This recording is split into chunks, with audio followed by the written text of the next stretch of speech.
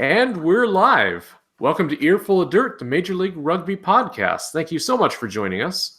I'm Corey Munson, coming to you live from Des Moines, Iowa. Joined as always by Aaron Castro in Arizona and Liam Poach in Houston, Texas. Josh Fredlin's over in the comments section moderating the show for us, so be sure to hit him up with questions, comments, and abuse throughout the evening. So guys, how's your week been? Well, it's actually kind of warm, so I'm going to take this lovely scarf I have on off. So I might keep the hat on, though, because I'm balding. Frickin' Dan Brown's email in the corner of my screen making me laugh right now. Funny man. Dan Brown. How's the week? Well, so far, the week is crazy because the decisions have been crazy, but I think a bunch of fans in general would be very happy about home field advantage being in play, whether you're a San Diego Legion fan or a Seattle Seawolves fan, because it was very touch and go, to be honest. Liam knows because he was asked to prepare to cancel his vacation. About that U10 Elite Soccer tournament, well, I don't know what happened, but Shane Skinner, owner of the Seattle Seawolves, he made it happen. Starfire Stadium will host its first Major League Rugby Championship Series semifinal, so that'll be pretty cool. And if they take care of business and somebody else doesn't, they might host a final. So that's pretty cool. Can you imagine what Seawolf fans would be like if they hosted the championship? So first I need to ask, do the Seawolves still put up that, the whole respect the kicker thing on the screen, or do they ask, or just have they given up on that? I think most of the time, I think we're over it. Maybe I haven't been Starfire. In fact, if things work out, I will be in Starfire this weekend for a show that I also work on, but it will be MLR Kickoff Live, possibly. I'm working on that. I might be in San Diego too. I was almost possibly in both cities. This whole thing is very rapid, so we'll find out. If I'm in Seattle, I can't wait to go up to that because it's just going to be loud. Because unlike Torero, which will be loud too, they've got this overhang which keeps noise in if you watch Premiership rugby.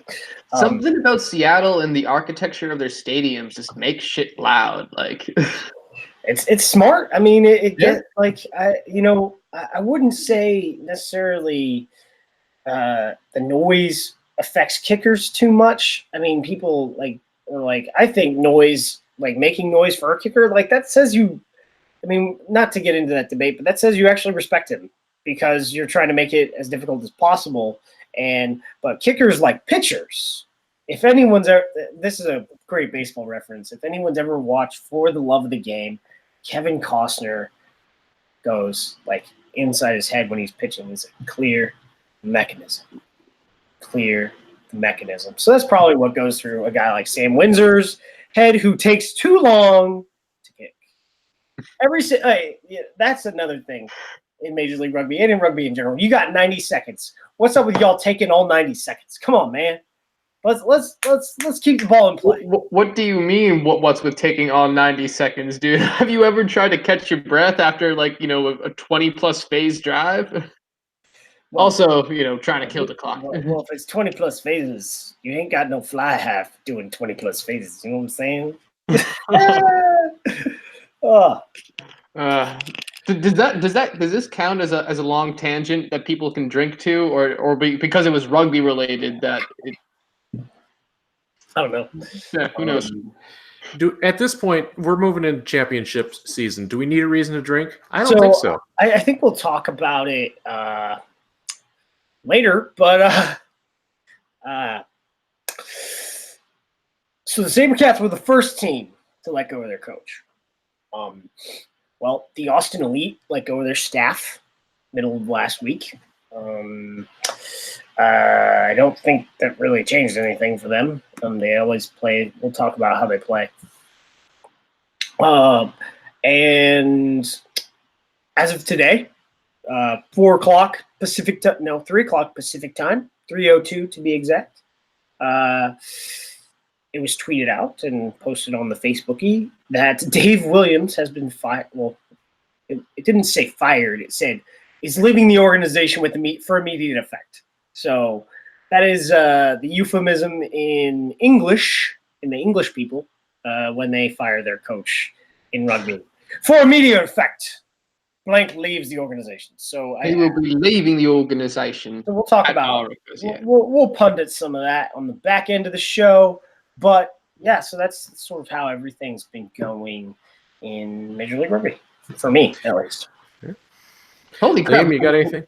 We were still on the part of the show where we tell people how our week's been. Yeah, I thought we were like a quarter through the script already. My week has been good. So it's been actually kind of boring the last 2 days now that the season is over. I edited the Utah game. Barely. I didn't go as in depth into my edits as I usually do. I pretty much just kind of separated like the attack and the defense, set pieces and whatnot. And now I don't know what to do with myself. Like I'm going in this week to work like in the ticket sales office.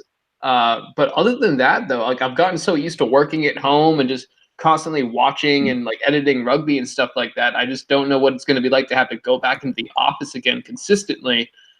And like have to show my face. Like people have forgotten that I've worked there, to some degree. I just keep on getting the paycheck. So so now that you have to show your face, are you going to get more haircuts? I mean, definitely I'll keep shaving, but nah, this mop, it's two haircuts a year. That's my rule. You're allowed to get to do a mullet, like a player, because you're 24.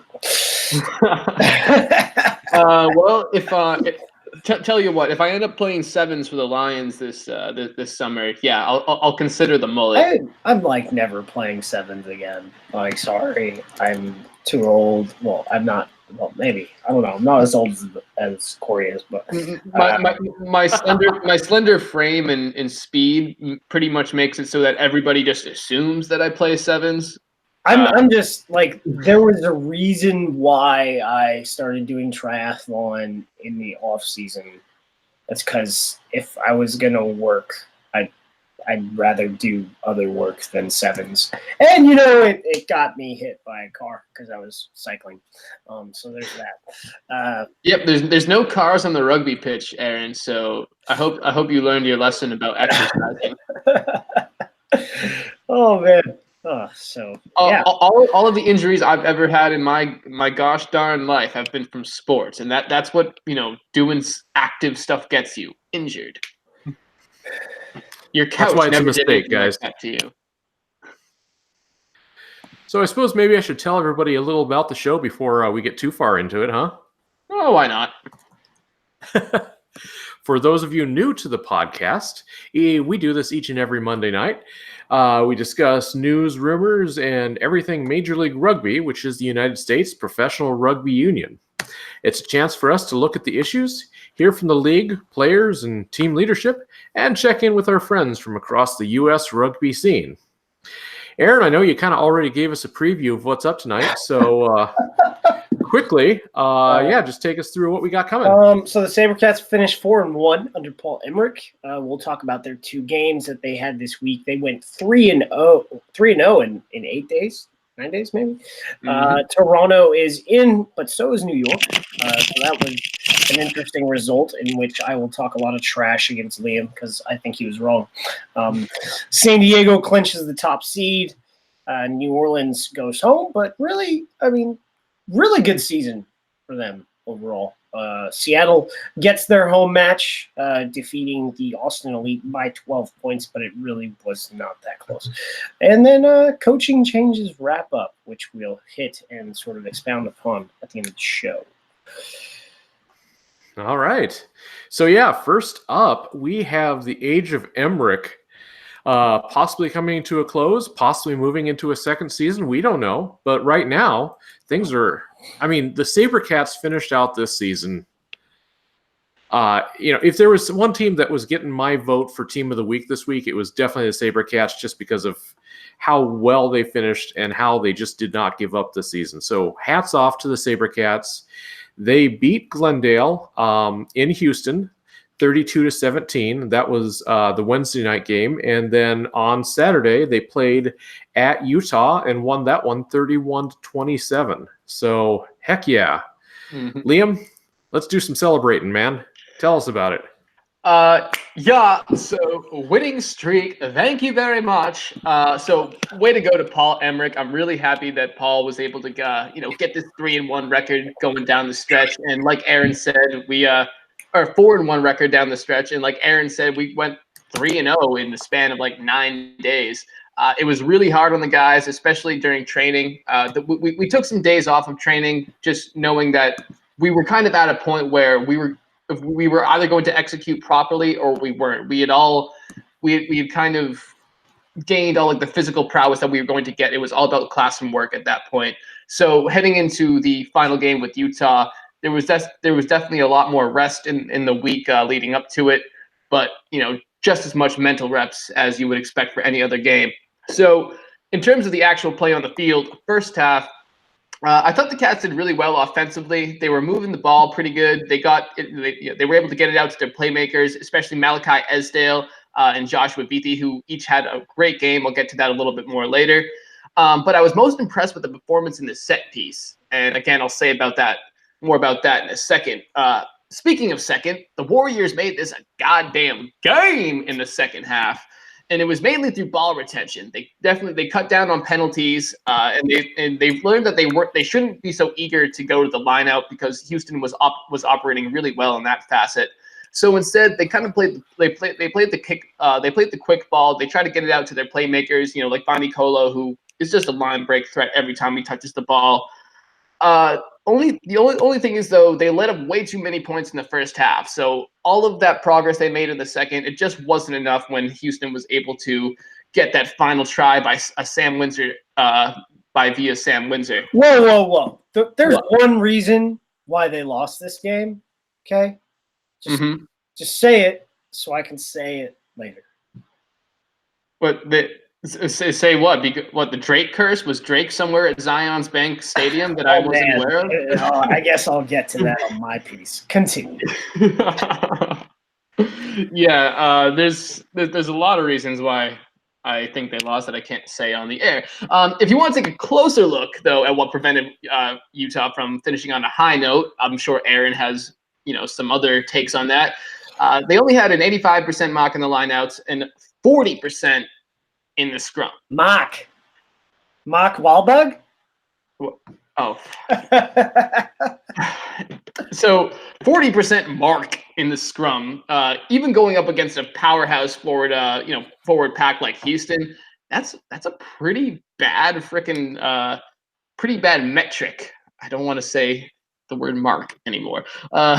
What's not terrible, Houston only committed a total of 6 penalties on their day, the second fewest in the game all season for them. It really goes to show that even when the SaberCats don't have that, explosive of a night offensively, they can still get stuff done as long as they're not getting in their own way and making some dumb mistakes. And of course, operating in the scrum, giving themselves a chance to, run some paddle work in the starter play. Dude, whoever messed with my script, I almost read that out loud, and you're an asshole. Aaron, yeah, it was. So, things almost got full Anchorman here. Yeah, dude. So just to give people a little clarification at home, usually I'm reading from a script more or less, and Aaron tried to get me to. Well, you put it in mine, so yeah, it's something I'll cover. Yeah.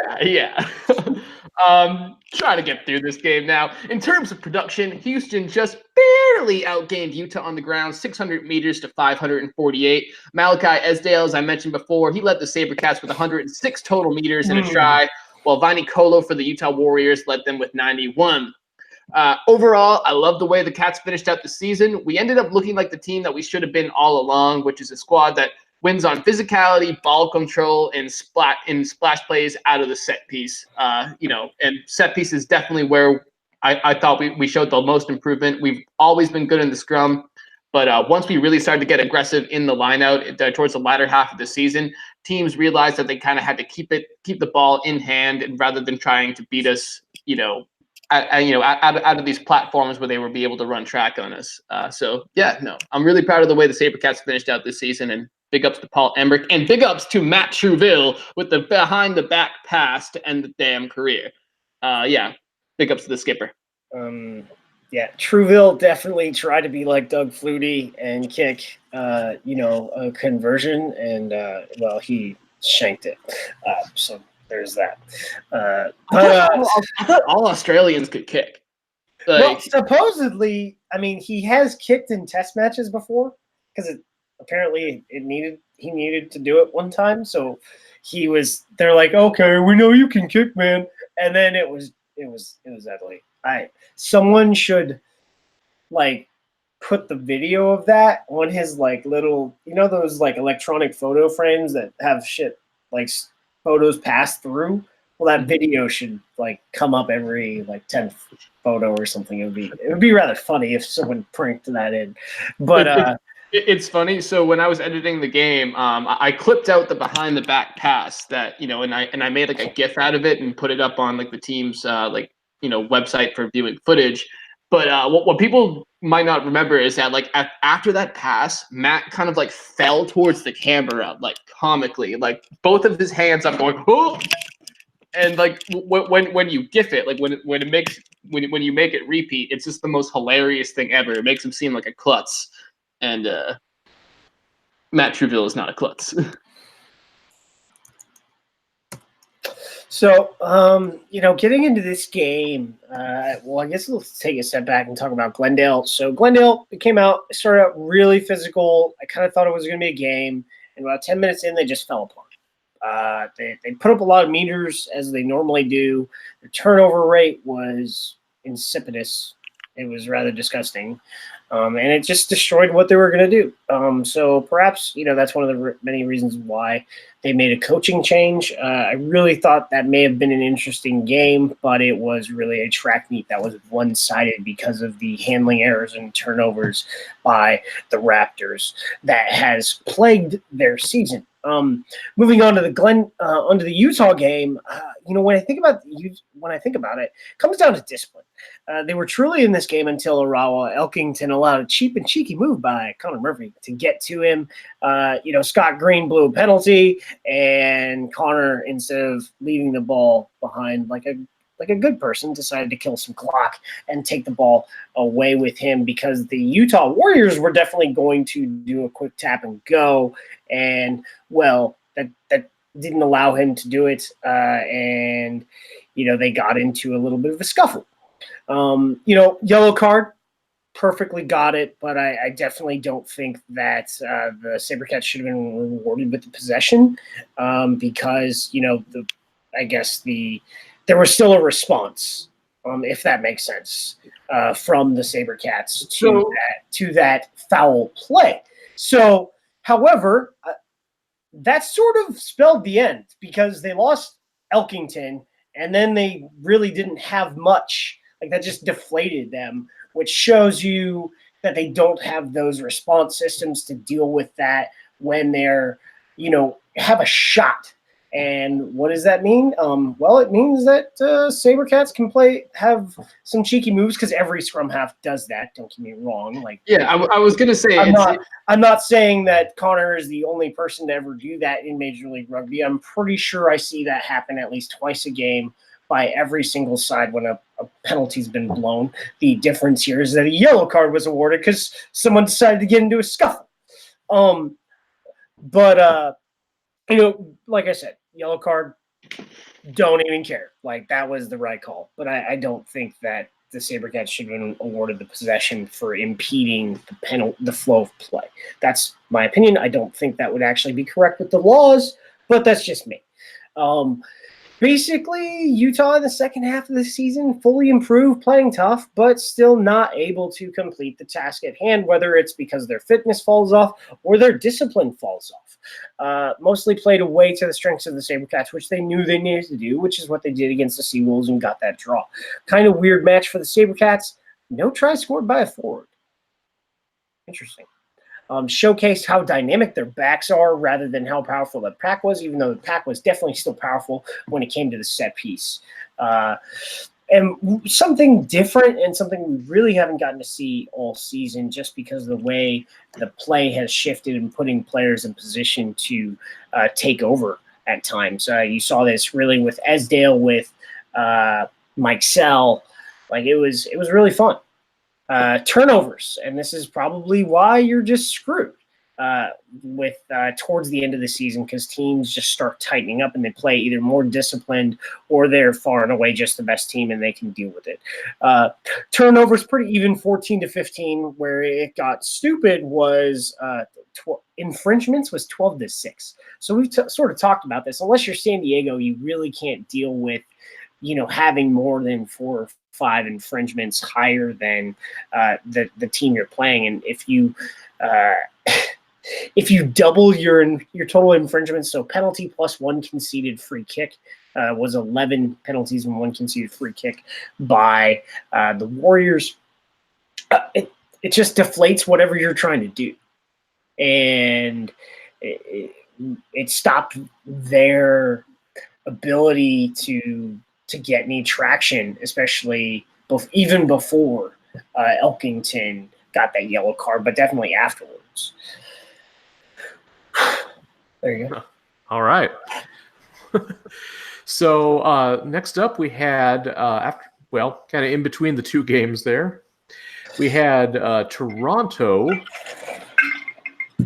hosting Rooney up in Toronto. And, guess what? both teams are heading to the playoffs. That's they're different seeds. They are not playing each other, but they are up against two East Coast teams versus 2 West Coast teams. So it's kind of an interesting setup there. So I digress. Point being, Toronto beat Rooney 22-20. And let's talk about that. Aaron, lead us off. So New York did enough to get themselves in, although just to let everyone know, they actually didn't need to do anything in this one but they didn't know that really. So they got a losing bonus point, losing under 7, good for them. And they almost really they had a chance to be a little bit dominant, but Toronto sort of figured it out. I was surprised at first with how dominant they were in the attacking set piece, their scrum, before the Arrows figured out that they just needed to start playing rugby, because they were not playing good rugby for the first 10 minutes of this game. When it comes to this whole thing, it was really a team effort. There were some great individual players out there for Toronto that just ratcheted it up for this team. When it comes to defense and what New York was actually able to do against this Toronto team, scrum halves don't usually tackle a lot outside of what we've seen from Nate Augsburger this year. Mike Petrie had 15 tackles, so he got after it. Leandro Lebas, Dan Moore, Gaston Mieres, Mike Shepard did his thing. Rob Brewer did his thing. A good guy to highlight who really hasn't gotten too many opportunities this year was Luke Campbell at number 8. 18 carries for 108 meters. Oh my. He had a great game for them and definitely was a key part of that attack as they tried to get in parts of the field that allowed them to score. Sam Malcolm, fly half for the Toronto Arrows. Kind of a smaller fly half, about 5'6", 5'7".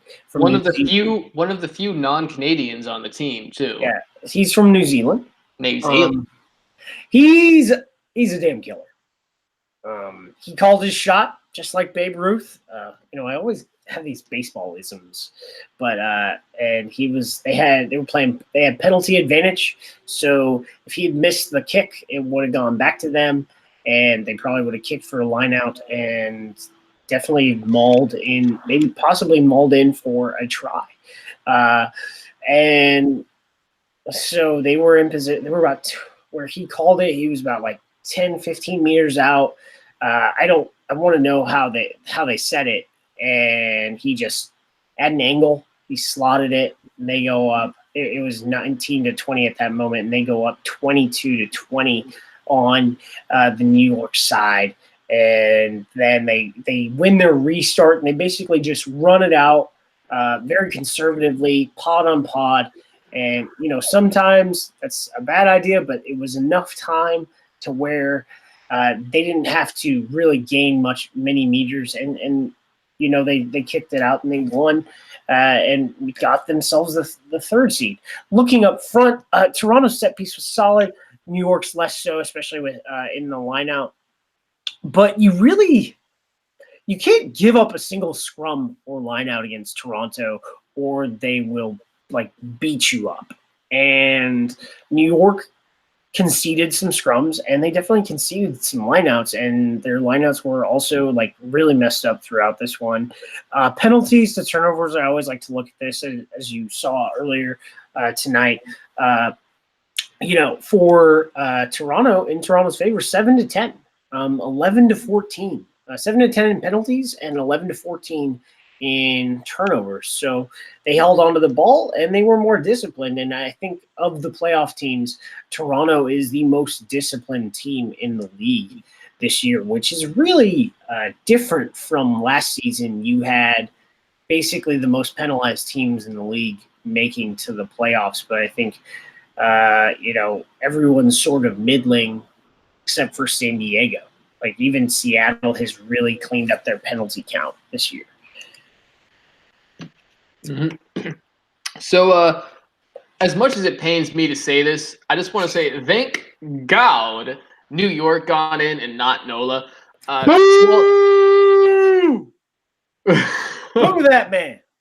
Yeah. Okay. So, I know I can almost hear Adrian echoing your sentiment right now. However, it would have bothered me so much to have a team with more wins miss out on the postseason, while a team that barely scraped 10 wins together and fell off in the latter half actually made it. So I'm glad in that respect, but and of course there's the Rutland, Vermont boy and Trevor Cassidy and Nate Brakely from Marblehead on the team. So I'm definitely glad that the New England guys are heading towards the championship series. That being said, I'll admit I was not a believer in Toronto's ability to make the playoffs this season. I thought earlier this season they had way too many issues on defense and not enough explosion on offense. But once they got that eight home game stretch going for them, things started kind of clicking.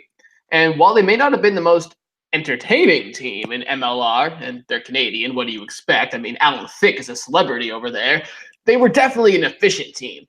And as Aaron said, they were one of those teams that they can make you pay for mistakes. If you were being undisciplined and if you were constantly giving them opportunities at possessions and starter plays, that's when they really started to rack up the points and really control possession, and that's how they beat teams.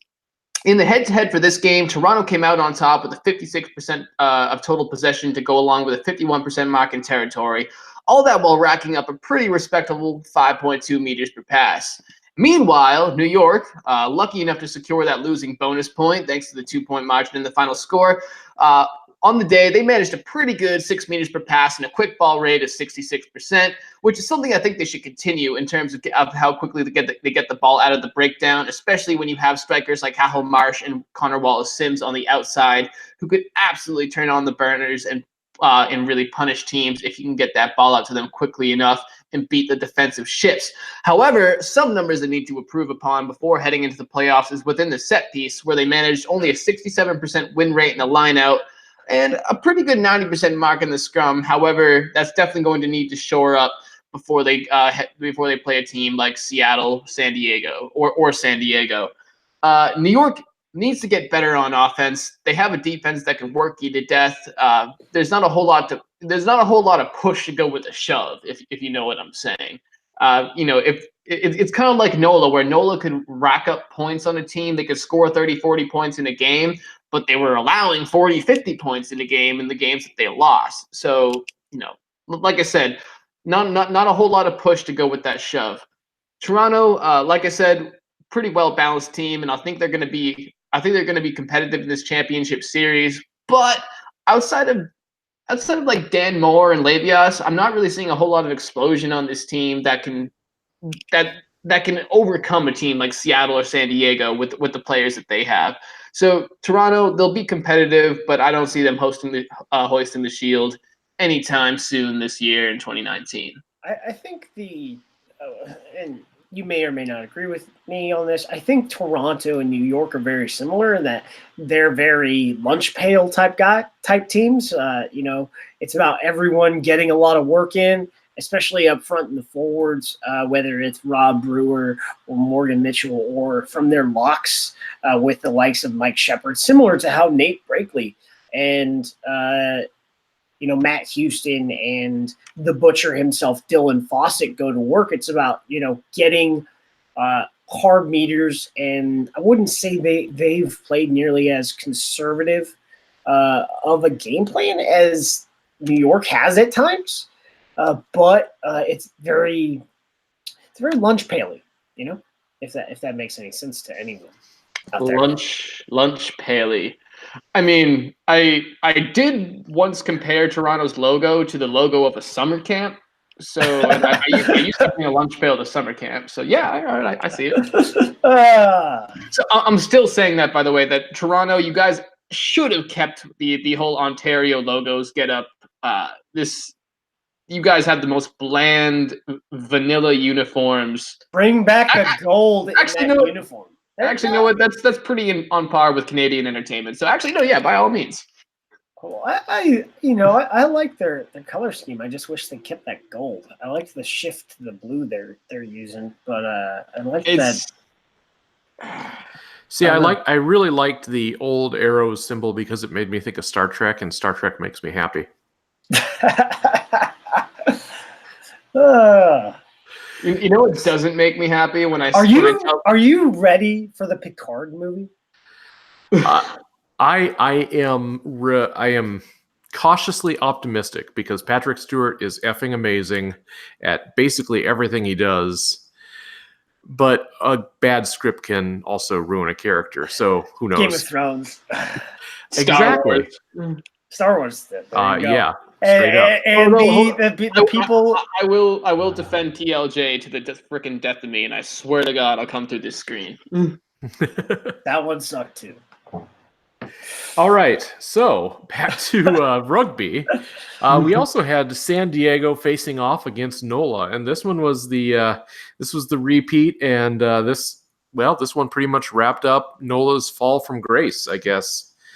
San Diego won 22-10 at home. Liam, I think you're going to lead us off on this one. Sad trumpet sounds. Yep. Womp, womp, womp, womp. Oh, God, looking at the script right now, I wrote a bunch of stuff on this game. All right, let's get to it. Well, watching this game, I kept on thinking that NOLA was going to finally put it together, like either in the next phase or in the next possession, in the next 10 minutes, but it was not their month, it was not their week, or even their year. But it just never happened. Something about their play to me it seemed kind of stiff, I guess you could say. And the guys you come to expect to be their playmakers, like Tristan Blewett and JP Eloff, I felt like they disappeared for whole stretches of this game, and you just didn't see them at all. So, yeah. Disappointing. It's disappointing considering that the NOLA scrum in this game was better than it had been all season, and I felt like if they'd been able to execute properly out of their starter platforms, they could have actually got a little bit more production out of their backs. Because there were some very rare instances of poor defense from the Legion in this game. However, NOLA just ultimately wasn't able to make them pay for pretty much any of them. In the head-to-head, NOLA dominated in possession, forcing a 60% mark in that area to go along with a 53% mark in territory. Looking a little bit closer, because I was like, how the hell did they score so little points then, especially an offensively minded team, keeping possession for as much as they did. They racked up over 1,000 meters on the ground, but looking a little closer, 210 passes it took to get there. And so at the end of the day, they only managed an average meters per pass and MPP of about 4.7. Meanwhile, bear with me. You know what kind of game that was? What? That was a Glendale game. Yeah. No, I was actually thinking the same thing, is that, you see a lot of passes, you see a lot of splash plays and stuff like that, but a lot of their work in the middle, between the 22s was very lateral, flat, I guess you could say, like not in terms of flat passing, but just getting a foot beyond the gain line and stuff like that.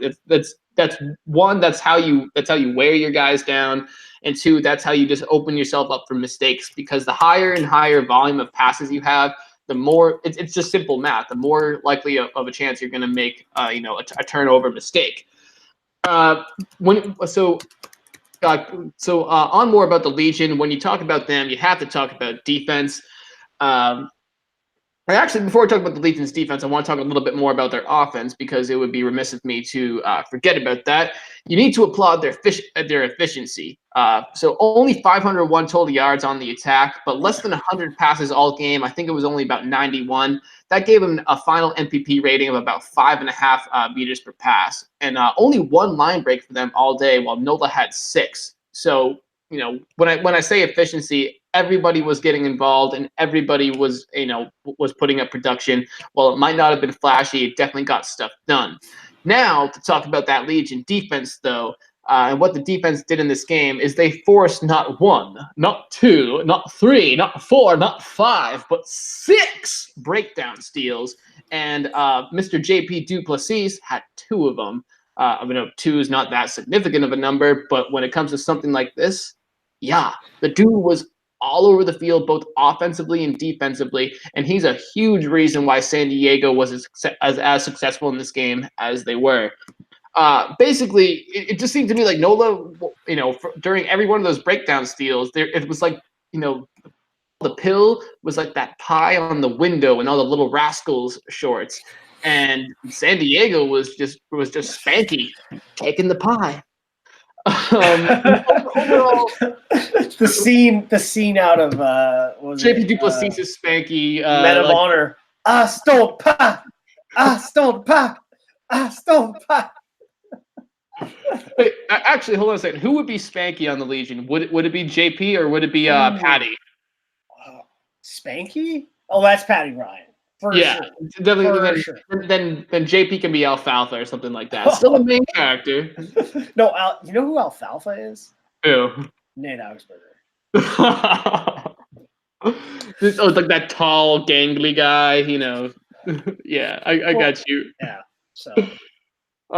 Overall, just to say, NOLA, they impressed everybody, to open up the season. They had one of the most entertaining attacks, but the amount of fall off in the latter half just means they have a whole lot of work to do. Luckily, I think Coach Osborne is pretty well suited to get that work done and make the improvements necessary. So best of luck to Coach Osborne and the NOLA Gold in 2020. Weird game at first. New Orleans had a hard practice week, and it showed. And by it showed, I mean they came out and they threw punch to punch, strength to strength against the San Diego defense. They scrummed really well. In fact, holy hell, something that made no sense whatsoever is they chose a scrum, and unlike San Diego, they were 100% on their scrum. So shout out to Ed Cosner, Type 5 Strength, for putting all that extra scrummaging and strength work together to build that team, and also to Alex Corbizero, who has been doing some scrum coaching with New Orleans Gold the last couple of weeks to build, and upskill them very rapidly. Which, I mean, what Matt Harmon did, and this is someone's gonna say to me, well, Patty Ryan, blah blah, because Matt Harmon. Well, how Matt Harmon did, not having a lot of starts at Loosehead against Patty Ryan, really sort of, I wouldn't say Matt's really raw, but a really young Loosehead against the best tight head in the league was impressive. The fact that they, forced San Diego to concede scrums, it was weird, and good for them. Hopefully that continues. In the aerial game, New Orleans really screwed up the set piece for the Legion. The Legion only had 83% of their lineouts, and they were just screwed up, and their calls were getting wrong, and throwing the ball too long, and things like Tristan Blewett would come in and grab the ball, and they'd go do things. And, although Liam points out that the playmakers, you may have thought that they sort of disappeared for long stretches. It wasn't that they disappeared for long stretches. It was that they didn't those have guys possession for long stretches. It was, they didn't have possession for long stretches, but it was that those guys, that was it. Blewett, JP Eloff. Let me look at this again. Tristan was definitely feisty at certain points. Colin Foley, Nick Feeks, JP Eloff, and Tristan Blewett were kind of it. Also, Nick Bursick. He had a great game, really. He also kept it interesting, being in the right position, sort of cutting up through, that San Diego defense to where he could score that try off of I think it was Ignacio Dottie try assist.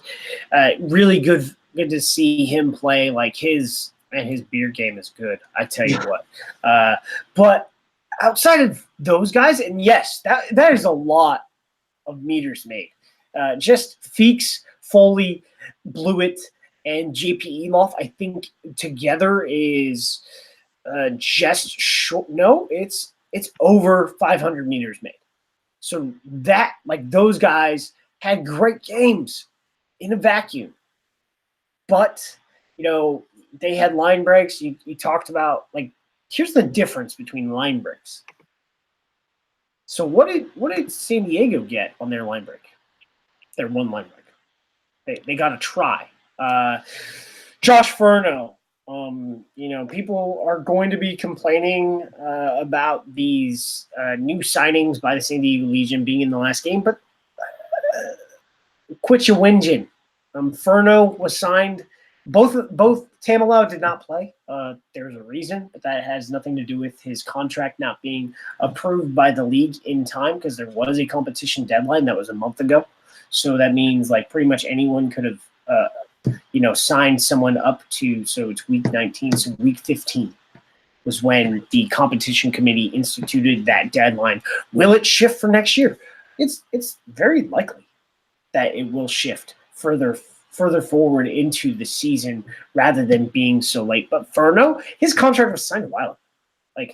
The visa process for most of our P1As in this league has taken 4 to 6 months. Joe Peterson was signed last year. He was signed, I think he signed a contract in November, and his visa wasn't approved until July, was it? Or end of June, something like that. And so we only played. And there was a problem with an MLR visa? You've got to be kidding me. Oh my. So, yeah. So Furno's contract was signed a long time ago. The difference is unlike a few of the foreign players who were denied by Department of Homeland Security and Immigration National Services, is that he was an international player for Italy, so his P1A just was going to take time hitting wickets. But man, Furno, him and Josivera Malua together, they were like running in support of each other the whole game. That line break where he just burst through, and that is a big dude. Like he, like oof, like I forget who tackled him there when he offloaded to Vera Malua, but that must have hurt the person who tackled him much more than it hurt him, because like his leg is like the size of like as like wide as my chest, which is huge. Like he got redwoods for legs. Got redwoods, boy. Transition defense really for New Orleans was pretty poor. The guys, like, we talked about the guys who kept them in this. JP Duplessis for on defense, Joseph Malua on defense, but really to talk about JP, it was like I think at like 3 meters out from the goal line, JP like at the breakdown, JP just makes this try-saving tackle that leads to a change in possession. I don't think he got. He picked up the ball. Someone else picked up the ball there, but that was. You want to see some fireworks. That was some fireworks. Talking about turnovers. Why was this match even close? I guess is the Legion. They led it in turnovers and infringements. So there you go. They are officially the most penalized team in the league. And I don't think that's going to change the next 2 weeks, and I don't think it's going to matter for them really that much. Liam mentioned, props to New Orleans. Ryan Fitzgerald and Nate Osborne are building something there as a general manager and coaching team. They're the only team, the SaberCats did win 6 games, but the way they won their 6 games compared to, NOLA fell off, but of the teams that had the most turnover in the league, they were the only one in playoff position. Like, they had a lot of freaking turnover, and at the end of the day, they won 9 games, and they were in position at one point. They were in pole position for like 5 weeks in the league. So that really shows you the improvement of what that roster has done. They do have some things to improve. They got to bring in some more big second rows, and they got to improve their scrummaging, which I think they will definitely do, because we definitely saw them really improve their scrummaging against, 2 of the better scrum. Well, I don't know about New York. They're playing funny. But against San Diego, they outscrummed San Diego, which is saying something. So they're going to have a chance this offseason to bring in some more guys, and they will build something, and they will probably contend for the playoffs. I think next year for them is going to be very competitive and very fun, especially since they definitely have the best tailgate in the league. So probably need to get down there for some gumbo. Yeah. Gumbo. Now, have either of you guys heard from our Reddit guy on the plane ticket he bought to the New Orleans championship game? Did he get a refund on that, or? I think he's currently he's tying a string around his arm. He's taking a knife. He's just carving off that tattoo right now. It doesn't look nice. It's bloody. It's messy, but that thing's got to go before anybody sees. Well, that guy's a doctor, so I think he's a PhD, not an MD. Okay, so he's using some anesthetic and he's slicing it off. Oh man, taken off because he doesn't want anybody.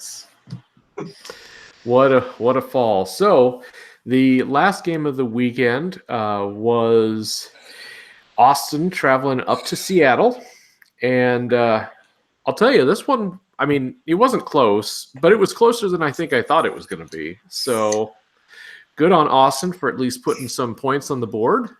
The final score was 38-26 Seattle. Aaron, lead us off on this one. So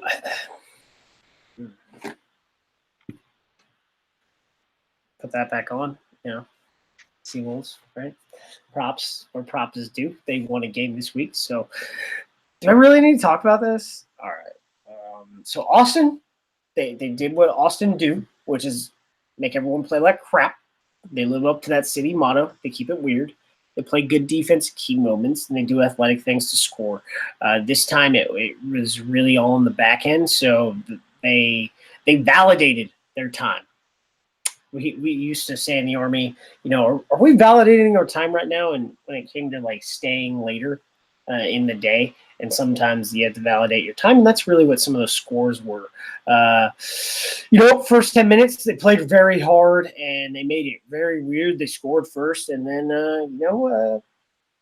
Seattle put the screws in. They took the drill and they drilled in the screws, and it was kind of over. The king is back, Jeff Hassler. He carved it up, and Jeff Hassler had a great game for them. With 124 meters. Roland Suniula had a very good game versus his retiring brother, who really did not have that good of a game. I wanted him to get a try so freaking bad. So with some changes, JP Smith begrudgingly moved to fly half. He has told me and Dan Power that he hates playing fly half. He just can play fly half at a high level, so he gets stuck there sometimes. And that's what happened as Ben Sema had to slot to fullback with Matt Turner being declared out. But it really gives you an interesting dynamic between Phil and JP Smith, sort of like a two fly half, two nines on the pitch if you need them. But Brad Tucker. I think that's the only thing I need to talk about this game. He set the tone at 21 tackles. He destroyed Austin ball carriers. Just 100. Oh, no, it was 21 tackles. 100% tackle rate. Yep, and 100% tackle race. Like let's not get that confused. Like so, all attempted tackles. Like it's not even just that. Like my team's on defense, we must be bad. Like any tackles that he attempted, he freaking followed through and completed them. So that's the metric you always got to look at defensively. So it is like that was wild to see from Brad Tucker. But then on attack, he just ate. I wanted him to get a hat trick, man. When he got that second try, I was like, you guys just need to feed Tucker. Just get Tucker in a position to where he can get 3 tries. 14 carries, 108 meters, a line break, and an offload. They better pay him because he's playing in Europe next year. It's got to happen. He has been one of the most consistent and versatile and physical players in Major League Rugby. And he is a key component of why they are back in the championship series. What else? So Austin, when you're in your 5th scrum half and your 4th fly half, you're just it's not going to be good. That's about what I got to say. They still had some spirit like they've sort of had all year. They've never really been broken, but they've never really been good enough as a collection, as a group of players to get a win, and we saw that again. Nice. So, kind of like Aaron said, I don't want to spend too much time on this game. We all kind of knew which way the wind was going to be blowing. The scoreline, I thought it was pretty funny, the final scoreline at least, because it kind of truly embodies the idea of the score doesn't tell the whole story. Austin got the crap kicked out of him, but it's like if Austin got their wallet stolen, Austin picked themselves up off the ground and was like, "Oh look, I found a nickel on the ground. My luck isn't so bad," because all the points they scored was just freaking garbage time. Anyway, kid, Austin seemed pretty disinterested to me through a lot of the second half. Poor tackling, slow transitions. It's no wonder that Seattle's pattern work looked pretty flawless. Especially in the latter half of the first half and throughout most of the second half. In the head-to-head, some pretty surprising numbers, but when you think about the whole garbage time thing, not too surprising. Austin outgained Seattle by over 150 meters, going over 1,000 on the day, and they controlled 58% of total possession in the game, along with, I think, something like 53% in the territory mark. Somewhere in those lying numbers, you will find the truth, and the truth will set you free. Seattle, while being ultimately outgained, they managed a pretty decent 6.5 meters per pass and a 92% tackle rate, and only 2 penalties, total in their red zone. So Seattle, they got it done where it counted, and they put up points. All right, that's all that matters. You can gain all the meters you want. You can operate in the set piece, fantastically. If you can't punch it over the line, you ain't gonna win shit. So yeah, that's what I got to say about that game. I guess we'll talk about some free jacks playing Lansdowne from the AIL contender. Yeah, they did in the All Ireland League. It wasn't Lansdowne's best team because they didn't send everybody over. It was more of a touring side, but still, I think this is a good win because maybe if the entire Lansdowne team wasn't hungover as shit. Well, let's just they're on a tour, and they're on a rugby tour. So they also went on a freaking tour of Haymarket, like. Tours or not, I think any win is a good win. So shout out to Free Jacks for taking down Lansdale 46-29 what this was weekend. So for taking down who? Lansdale. Yeah, you talking about Tom Brady right now? Talking about the Clydesdale? Yep, I'm a little drunk myself. No. So anyway, I'm not allowed to. Neither are you. Free Jacks won their game against somebody. I have no idea who. 46-29. Yeah. Also this weekend was Old Glory DC playing against the USA Rugby South Panthers, and they won as well, 28-7. So I don't know, Aaron, Liam, when do you guys want to talk a little bit about these matches? Didn't watch too much of either. Old Glory over USA South. I think that's a decent win for them as they build towards next year. They're going to play Lansdowne this week, and maybe Lansdowne has their tour of the bars after the game, and we'll see how they do. USA South had two NOLA goal players on it. Former Junior All-American William Wagespack at lock, and Rob Depperschmidt who is an Academy, NOLA Gold Academy graduate. He has been promoted to the senior squad, but was made available for the South Panthers, which you saw last year with a bunch of gold players playing with South during the Rugby Americas North Championships, which you may see again this year because they're all about development. So I was able to watch the entirety of the Free Jacks game just because I'm obsessed with Boston sports. But anyway, I thought it was a really physical game, especially in the first half. The Free Jacks, they're going to be a very physically imposing team just overall, especially in MLR 2020. They have the pieces, to do that, and they have a coach in Josh Smith who that's the kind of rugby that he likes to play. Their defense, they made it a point to kind of come up fast on each phase, which is something that you definitely want to see. They all came up together.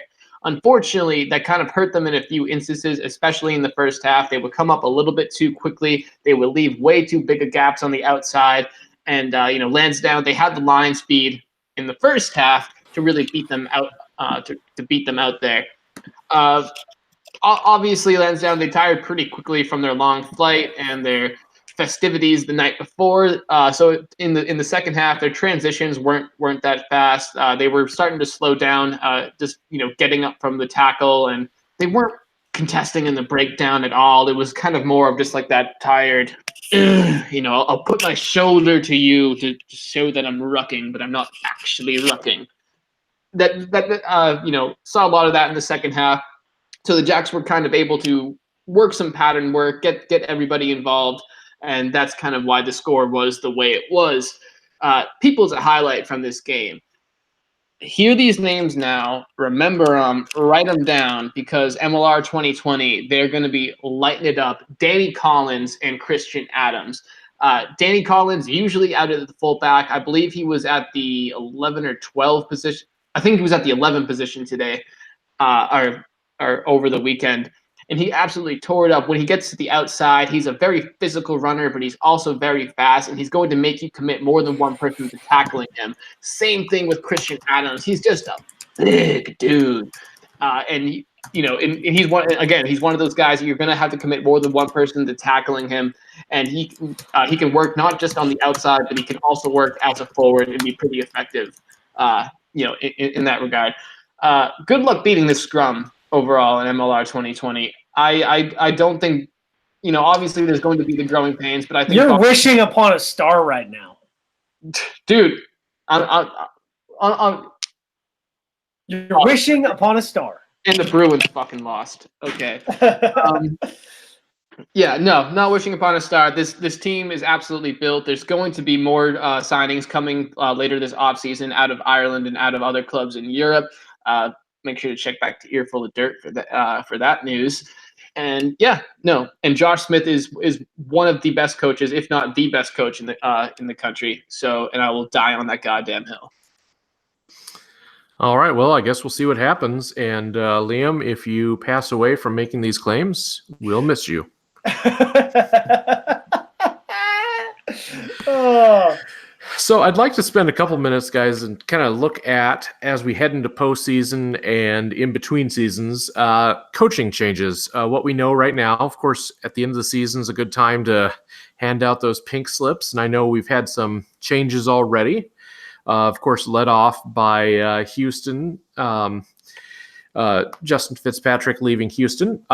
Then this week, we also heard that Thierry Dupin is out as CEO of Austin Elite, and Todd Clever is in as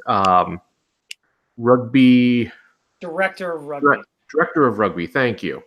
And then up at Glendale, and this one I think came as kind of a surprise today, Coach Dave Williams has left the building. So, and who knows what's coming next? We might hear about some more before everything's done and said. Any thoughts on this so far? What do you think? It's our first ever MLR coaching carousel, and I'm so excited. So, Sabercats, you guys were first. You provided cover to everyone else. Somebody had to go first. Whoever goes first next year is going to provide cover to the next 3 guys who get fired or quit or whatever. So first one happened last week. Thierry Dupin resigned, was asked to leave as general manager and CEO of Austin Elite Rugby. As far as I understand, he still retains his equity in the company, but they needed a change. Also, the entire coaching staff was let go in the middle of the week, so there's that. Todd Clever is now in as director of rugby. Todd was a minority partner in both Huns Rugby Management and Austin Elite Rugby, and it sounds like we're bringing in one of the most capped Eagle ever, so he should be able to tap into his networks, identify a good young coach. I want to see a good young coach who's been on the cutting edge of rugby brought in, so that you can have a program builder here rather than, I guess, Alan Yardet. He was a program builder. If you look at his resume, but he was also French and. He was French, sort of. And not really to go after my French people because I love them, but he was just it just didn't work out, and they definitely needed a change. People weren't coming to games, and they went 0-16. Holy moly. So in the French Rugby League, do line judges hold white flags up when you go into touch? Tush. Dave Williams, I'd heard about this 2 weeks ago that it was possible. And, when you finish on a skid like that, it doesn't matter if you somehow don't have a losing record, but you didn't make the next step. I mean, they probably should have been undefeated, and they probably should have been champions last year. And this year they needed to make the next step. I don't know who did the recruitment, but whoever did the recruitment didn't bring in multiple locks, or at least he didn't select the locks that should have been playing. And their scrummaging really didn't improve. In fact, it disimproved throughout the season. So maybe there will be a scrum coach change as well. But I think Glendale has a lot of coaches. Glendale develops coaches. Glendale has a former pro head coach as their director of amateur rugby. So I don't necessarily think they will look outside the organization for that change. Money, if everyone's putting money on this, Luke Gross is probably your inside contender. Former Eagle lock, I think he has over 50 caps. He is also a crossover. He was Division I basketball player. So if you want to find locks, I'm pretty sure he's going to go find locks in places that I've been talking about. Division I basketball schools. Think about it. Accountability is a thing, and it really shows the growth of a league to where even a pretty healthy organization will get rid of its its head coach. I mean, they have an academy. They're recruiting in like 18-year-olds to come in and learn and graduate through their system, and they're the only team that has done that since the beginning. So if they're saying, hey, we need to make a change, what does that say to everyone else? Quick question. Was Williams with them back before they went pro, when the Raptors were still just a high elite level club team? He was their skills. Sorry, go ahead. He was their last. Was he their last PRP coach? Yeah. No. So I was just going to say he definitely. So that the year before they went back into the Red River, he was definitely the coaching in that PRP season. Yeah. So So they were in PRP 1 year. He wasn't the coach. Then they went to Red River, and I think that was his first year coaching. Then they went back to PRP. No.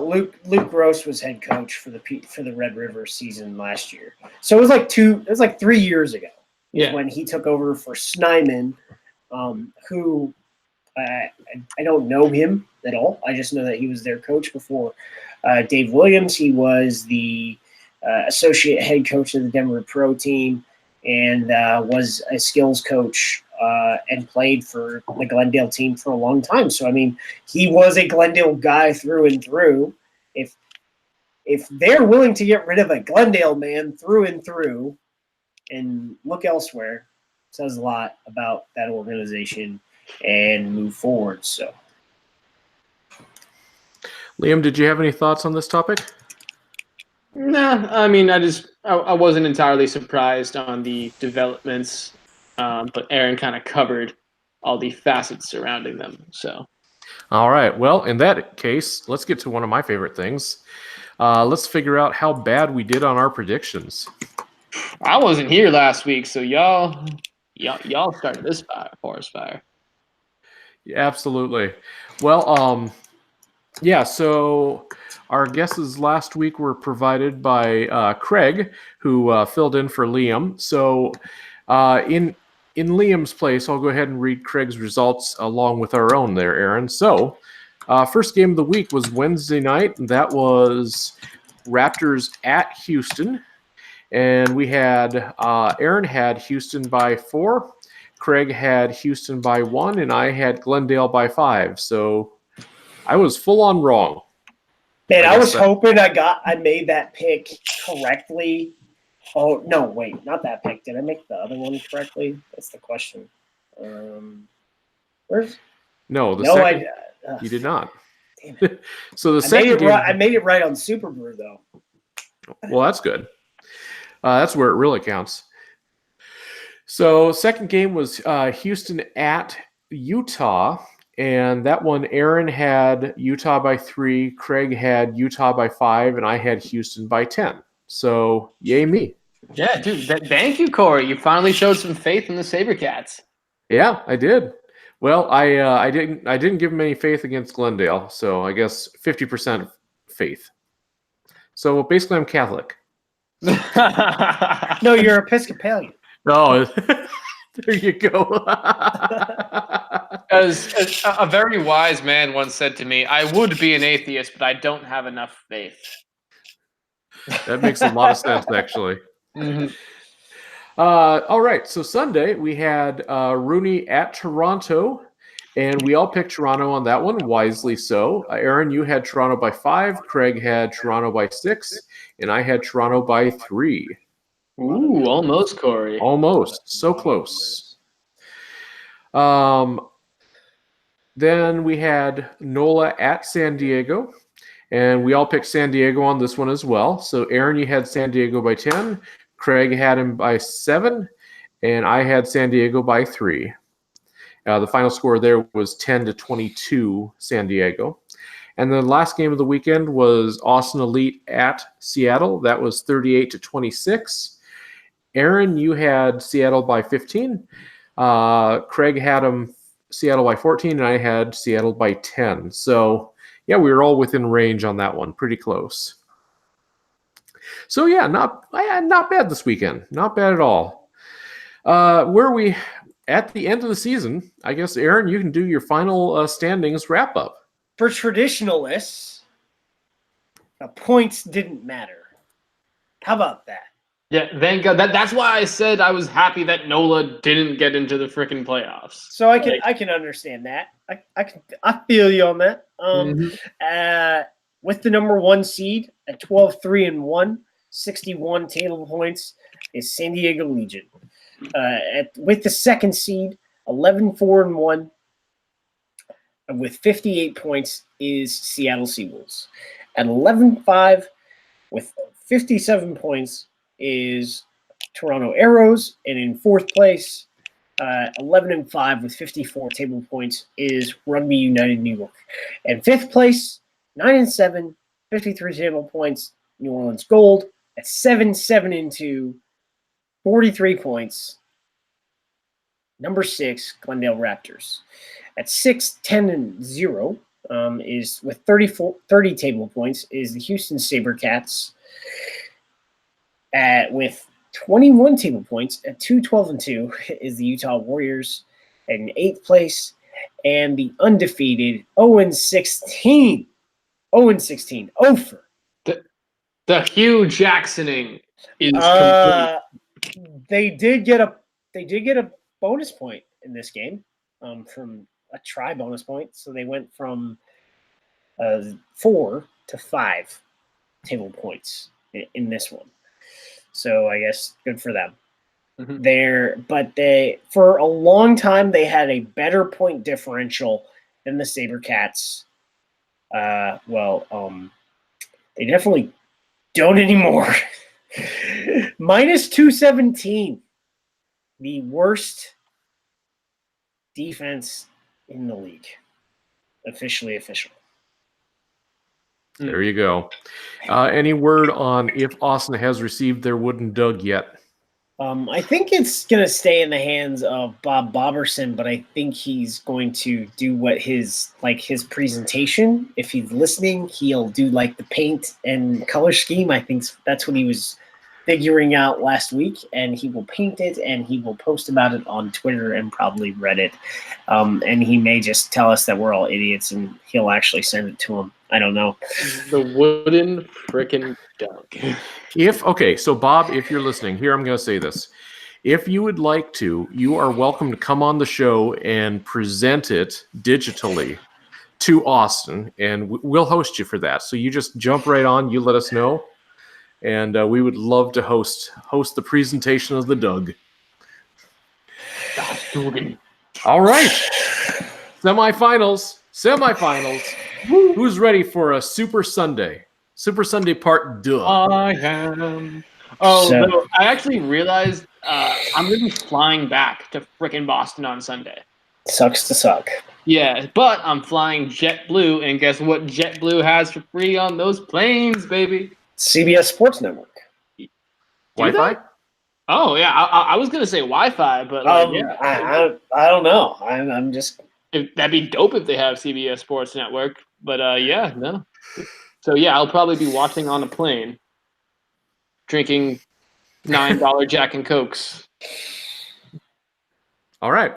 So first up, we have Rugby United New York traveling to Torero Stadium to face off against San Diego Legion. This takes place at 5 p.m. Eastern on CBS Sportsnet Sunday. What are your predictions? Aaron, lead us off. So the last time these two teams played, it was shit. And I don't think New York really played that well against Toronto. So is what it is. However, if we look at the games they played, I think San Diego of the two top seeds is going to be more prepared because of the intensity that they got from New Orleans' goal. So I'm going, San Diego -10. I'm gonna go San Diego -14. I think Rugby United New York has a defense that is going to allow them to hang in this game and at least compete and be respectable. And I think the first half is going to be an entirely different tale from the second. Mainly, I think San Diego is going to win this game just by ball retention alone. Their offense is a lot more effective, and New York is just prone to those dumb mistakes where they're just not able to finish out a really good grouping of phases. It's kind of Utah-esque in the way they've played some of their games this season. So I'm going to go San Diego -14. I'm going to go with San Diego -10. I'm following Aaron on this one, and a lot of this has to do with just San Diego's the top of the charts right now. They're at the top of the league, and I think that they've just been playing some of the best rugby in MLR right now. So why would they lose? Man, that would make life very interesting. Next up, or I guess the second game of the weekend, is Toronto at Seattle. This is at 9 p.m. Eastern on CBS Sportsnet. Aaron, what you got on this one? So Seattle, I don't know. They didn't get the best preparation with that fixture against Austin. But I'm going to go with the home side because that crowd is going to be lit. Mm-hmm. Seattle -3. All right. I'm going to go Seattle -5 for the reasons that Aaron mentioned, but also for the fact that while I believe that both of these teams are pretty reasonably balanced between attack and defense, I think Seattle just has a lot more big play potential and a lot more reliable of a defense between the 22s. So Seattle -5. And I'm going Toronto -5 on this one simply because I think that they are peaking at the right time. I think they've got the hands. I think they're going to come in there, and I think they're going to bowl over the seawall there in Seattle. So that's my prediction. Plus, I love being contrarian, so we got that going for us. Oh, we know. All right, fellas. Let's do a lightning round of questions from Bob. What do you say? Yeah, let's do it. Rugga-buggas. How much Love the does name. Yeah, good name. Rugga-buggas. How much does it cost to join the league and set up a team? Then, how much is it to run it for the first season, roughly? So I heard next year, for 2021, somebody has already paid $3 million for a franchise fee. So, wow, that's a lot of money. Good for them. Glad we're there. But running a team, I think if you run a team on a shoestring budget, there's going to be a salary cap increase, probably about $100K, I think. That probably makes the most sense, maybe $150K increase. Last year it was only $100,000 increase, so it might be $75K increase for all I know. But shoestring, probably $1.5 million if you're doing it right, if that makes sense. Yeah, or if you're not paying people to film practices or compensating them for gas, you save a lot. Just make your employees all salary. No. Don't you make them all hourly, and then you're just like, oh, I think you only worked like 4 hours at this event, right? I was there for 10 hours. Seems fair. Liam, you're helping to build something. That's what your sacrifices are doing right now. Believe me, I know. And I'm not even joking when I say I tell myself that a lot. I guess this might be a great opportunity to mention that we did have some news on Reddit this week, or maybe it was last week, saying that there's an LLC has been set up in Ohio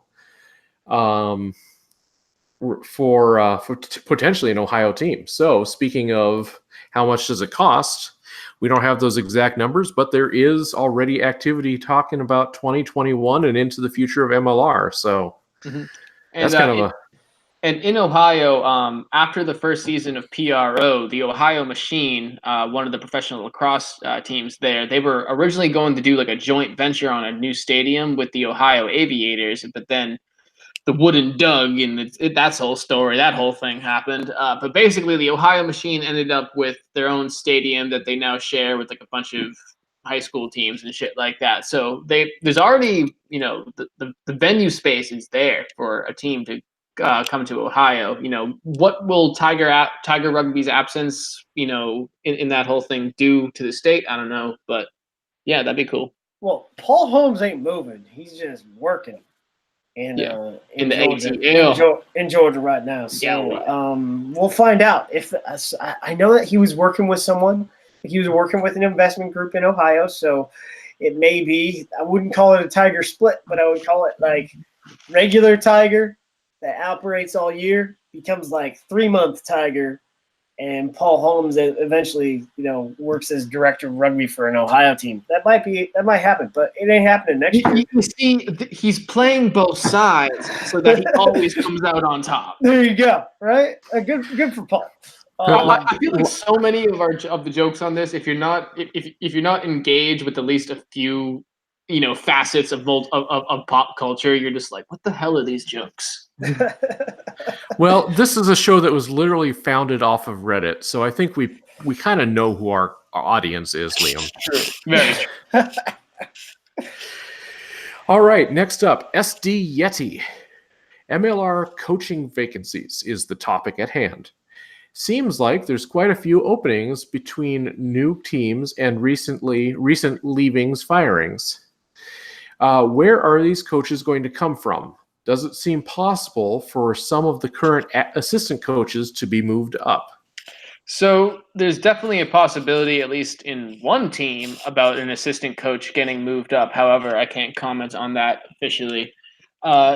There's a lot of coaches, both domestically and abroad, who are looking at MLR as a huge opportunity to either strengthen their CVs or to kind of wind down their careers.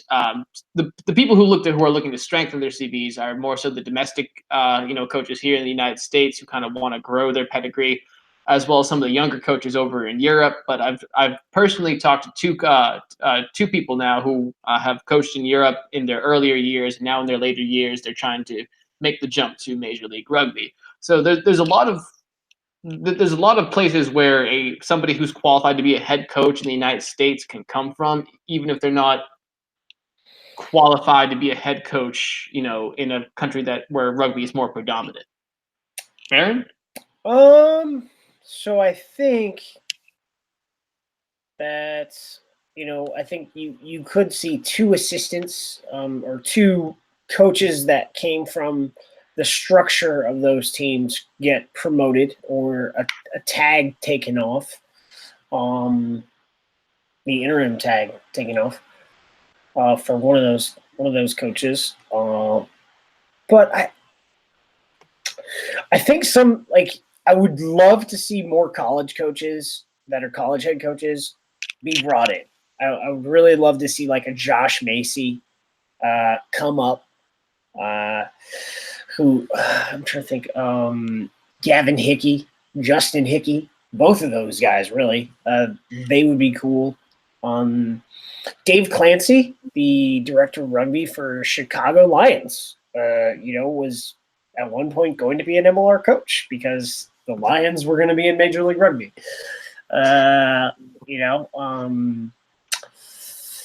Who is Dominic Waring from Old Blue? He's a young foreign guy who's definitely at the pointy end when it comes to creating offenses. He would be cool. Marty Veal could come back. He's coaching in the Japanese top league. I know that some Japanese top league coaches were making some calls or their agents were making some calls to teams trying to find out if there was going to be some changes. So you might see that. Jake White, the World Cup winning Springbok coach, his contract ends with the top league team he's coaching, and he's moving back to South Africa. I don't think he's retiring, but I think he's like, Japan's been great and I'm out. Because his record's okay. It's not bad, but you could end up with a guy like that looking for an MLR job, which would be amazing. A World Cup winning head coach, right? But I think if they don't go internal, I think they're going to go foreign, and I don't think any current assistants will be hired by somebody else, if that makes sense. Interesting. So that wasn't really a lightning round, but there you go. Yeah, no, we are not lightning anything. It's okay, Aaron. Just take a look at this at the side conversation bar, and we kept ourselves occupied during your spiel. Don't blow a gasket there. Okay, Robert Gibbs won. Least favorite match of the season. My favorite match of the season, just for personal reasons, was Houston versus NOLA. San Diego versus Seattle. In their first matchup of the year, that was definitely a good one. Aaron, what was that match? I think it was like 2 weeks ago where we were all agreed. It was like, I think it was an Austin match where we were like, this was an awful game. Like, was it Rooney versus Austin or something like that? Yeah, New York versus Austin. Yeah, that was by far the worst game of the season. What was it? My favorite game. That game where. So San Diego traveled to Starfire the second time, right? Mm-hmm. That game. Yeah. The physical intensity in that game, and I think the week before when they played New Orleans, those are my two favorite. Well, no, because New Orleans wasn't as physically intense as San Diego was, but I think that was the difference where I was like, man, in that game, I was like, San Diego is different. They different. They bigger, they faster. But the physical intensity of that Seawolves San Diego game was, man, I thought somebody died in some of those collisions. All right. Also, the Free Jacks versus Rooney in the preseason. I also really like that game. Fantastic. MG Ski Rugby. Venue changes for the 2020 season and crowd predictions. Go. Aviva is going to have a ton of fans. It's loud already. When Aviva gets packed, it gets really loud. People are enjoying the stadium and the area around it. It's starting to come up, but it's not quite there yet. I think, Aviva's going to see some great numbers. New Orleans will be changing venues. They will be leaving the Gold Stadium. They will be playing at a minor league ballpark. The Shrine on Airline? Yep. In the same fashion that Austin and Houston did. Meanwhile, up in New England, from what I've heard, Boston Tea Party Museum, bro. It's gonna happen. They're gonna figure it out, and there's gonna be a rugby pitch right there. Yep. They're looking at spaces, in the GB area, Greater Boston area. So Malden, Chelsea, obviously Canton is still an option. The only thing is Canton is 30-40 minutes south of the city, and it's kind of like a suburb. So Bill Burr is from there actually. So that's an interesting thing. How about Marion? Right on the shore. Like where I'm from, like Marion Court? No, like Marion on the South Shore. The actual town of Marion. Yeah. Because there's a college called Marion Court in my hometown. There's a very rich kid, sailing boarding school in Marion. It makes, I would say, if just because the school has a sailing team, all right, does not mean they're a bunch of All right, admittedly, my high school all I'm saying is when you drive through there, it makes you feel very poor. Yeah, I've never been to Marion, but I've been to Duxbury.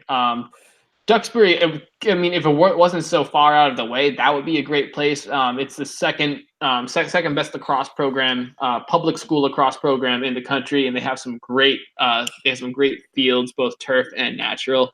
So that would be cool. But not entirely sure about other teams other than NOLA, Houston, and the Free Jacks in terms of their venues. So, Aaron. I think crowds outside of Austin, I don't know what they're gonna do. Crowds, I think Toronto, they just continuously built up. They had over 3,000 this game. Although shit weather really impacted the attendance for Utah this year. They got over 3,000 for the first time this year, and they went up. They had more of a consistent attendance spike rather than they were like a roller coaster last year. Starfire, if they expand, you could have 5,000 people there every game. So that would be really cool. San Diego, I see them averaging, based on this last game, if they can harness that, and especially if they win the title, you can see them averaging close to 4K because they've had continuous jumps across the spectrum when it comes to their attendance. New York, I think, they need to. I don't know if they're playing on Coney Island next year. I think playing in where Gaelic Park is may be cool, and it may sort of settle things down because they opened up like with good attendance and then had really bad attendance the rest of the rest of the way. Fair enough. All right, Blur and Ski. Who of the owners will be happiest and least happy with their regular season with regards to prior expectations? And the caveat here is this excludes Austin and San Diego. So Seawolves, they're back in the championship series in the driver's seat with a home match. And I guess I don't know. Maybe the Sabercats because they spent $13 million on a brand new venue, but I think that's given the way things worked out for them, they are probably okay. I don't know. Utah changed up their roster so much and brought in a bunch of different coaches where I can't really know what their expectations were, to be honest. So maybe New York, because love you, James, but James Kennedy was so loud about how good his team was going to be. They were good, but they weren't great. That good. I was going to say Utah at first, just because it seems like every game they get a pretty decent amount of people, and every single game they seem to be on the verge of winning. And I've personally experienced what it looks like, when owners and executives are watching a game and the result isn't going the way that they want, especially if they don't know much about the actual sport itself. So it can be kind of frustrating. And Utah, the kings of looking great but not getting a whole lot done. We said it all season. Rooney, on the other hand, their attendance wasn't where they thought it was going to be, because big freaking surprise when you put a team on Cody Island, which is like the most frustrating place in New York to try and get to. What are you talking about, man? They got Nathan's. Have you ever tried to get to Coney Island, like on New York? Like, it is the most. No, because I don't go to New York, man. It's like people. I know. People are like, New York. I'm like, bro, I'm from Los Angeles. I don't care about big cities. They all the same. They all bright lights. Who cares? Let's go to the farm. Let's go shoot some things. Let's go fish. And that's why you come to New England, because we have Boston, and then we have the upper three with Maine, New Hampshire, and Vermont. Yeah, so it's everything. New York, it's just like, oh, I'm from upstate New York. It's like, oh, all right, cool, dude. That's not. But yeah, so New York's attendance wasn't where I think they thought it was going to be. Their performance on the pitch in the latter half of the season probably left a lot to be desired. So I'm going to go with them. All right. Last question of the night. Also, I don't hate New York. I'm friends with Trevor Cassidy. I support Nate Brakely. Cahill Marsh is one of the nicest guys ever. But yeah. Liam, I think I mean, based on the research I have done culturally, you are it's like in your DNA to dislike New York, though, isn't it? What do you mean? How does one not dislike New York? Like, yeah, I remember I had like a teeny little shirt back when I was like 6 or 7 years old that like I wore it so much. It was like, I support two teams, the Red Sox and whoever beats the Yankees. Like, everybody had that shirt back then. Oh, man. Yeah, well, around here we say the same thing about Ohio State, so I guess everybody's got a villain, right? Yeah, I am a neutral. We don't watch college sports in New England. I'm a neutral in regards to the fact that I hate everyone equally. It's kind of if you watch Full Metal Jacket, he's like, I hate all of you. I also love the smell of Molotov in the morning. Molotov. Napalm is napalm. God damn it. That is an Napalm Apocalypse in the Now morning. reference, and that is a what's the name? Colonel Kilgore. I don't know. So not only did I get the wrong movie, I also got the wrong word. Good golly. Guys, it is so freaking late.